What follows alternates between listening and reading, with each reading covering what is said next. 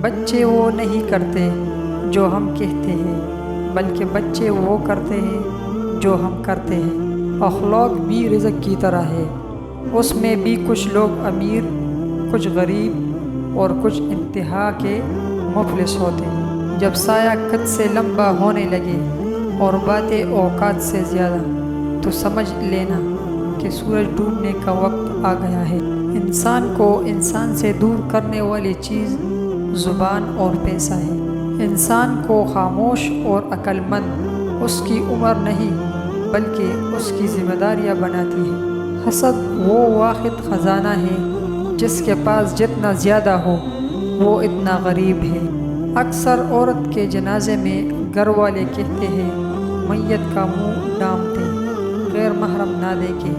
یقین جانیں زندہ کے لیے بھی یہی حکم ہے۔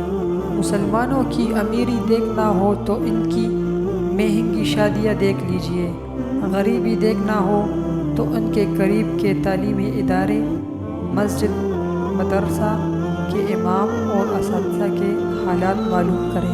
ہم قبرستان میں احتیاط سے چلتے ہیں تاکہ کسی کی قبر پر پاؤں نہ آ جائے، اور زندگی کی دوڑ میں زندہ انسانوں کو قدموں تلے کچلتے رہتے۔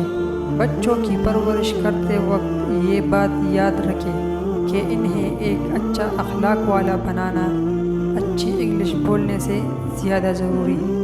کچھ مرد دنیا کی عورتوں کا درد بڑے اچھی طرح سے سمجھتے ہیں، سوائے ایک عورت کے جو ان کی بیوی ہوتی ہے۔ جس گھر کے دروازے غریبوں پر بند کر دی جائے وہ ڈاکٹروں کے لیے کھلے رہتے ہیں۔